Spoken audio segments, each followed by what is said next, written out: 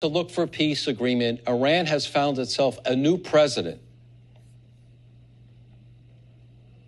The elections went smoothly and ultimately the votes were counted correctly.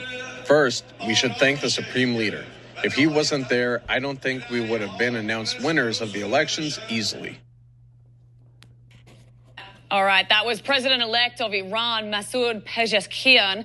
Pezeshkian, who is considered the reformist candidate, won a runoff election Saturday against hardliner Saeed Jalili. Now, Pezeshkian has previously made calls to reach out to the West and to ease enforcement on the country's mandatory headscarf law.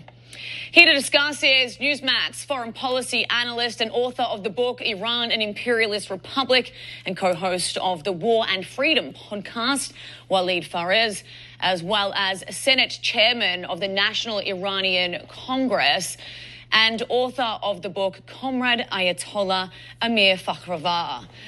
Gentlemen, thank you so much for joining us today. Walid, good to have you back. Will this have any effect on Iran's policy, having a new president, both domestically and internationally? Because domestically, the Iranian people are staunchly against the regime. So will having a new president make any difference for them and for us? Well, first of all, and that's a response to the mainstream media, which is trying now to confirm, quote unquote, that this is a new moderate reformist president of Iran, which in fact is of the Islamic Republic. Here's the deal.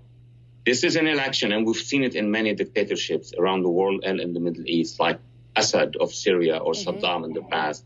You have 10, 15% of the supporters of the regime who vote. So this is an election within the regime, like even in the Soviet Union. I mean, there were elections of the various Soviets around the country, but it is within the regime. And how did we learn that? After the Soviet Union collapsed, after Saddam Hussein collapsed, things have changed that definitely. Now, to answer quickly your question, this is all a scenario from the death of the former president till the election of a new president to present to the international community and mostly to the partners of the Iran deal that now we have somebody who would like to engage you. And guess what is the ultimate goal? Get us the billions of dollars. It's all a scenario, all a Hollywood to get them more billions of dollars. Hollywood, good point. Amir, Iran's president-elect has said he wants to reach out to the West. What would that mean for their funding of terrorist organizations like Hezbollah and Hamas, or even their nuclear program? Thank you for having me, and let's say thank you to my good friend Walid Fakhravar, which he was 100% right. By the way, I just came back from Jerusalem from several very beautiful 4th of July party there. I'm jet lagged. Being jet lagged is like this, not like President Biden after 12 days being like that on the debate disaster. But anyway, please don't call it election or president-elect, because this is Supreme Leader select. We don't have such a thing, election in Iran. We never had it in the last 45 years. It's all show. Everything you are looking at it's a show. This guy, Ali Khamenei, is the Supreme Leader. This vote is the only vote counts in Iran. Everything else is sham. He's picking some very loyal followers as a candidate and then just putting together all this circus.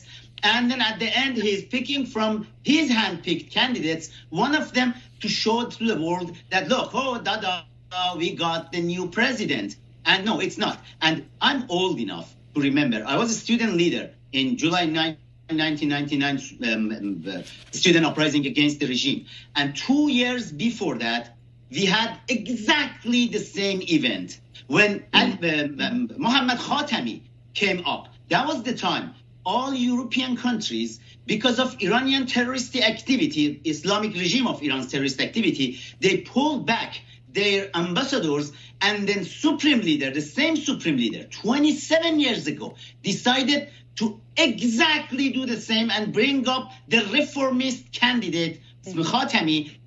And then everybody in the world said, with the help of media and the left, said, oh, wow, Iran is getting very nice right now. Let's go and have fun with this new president.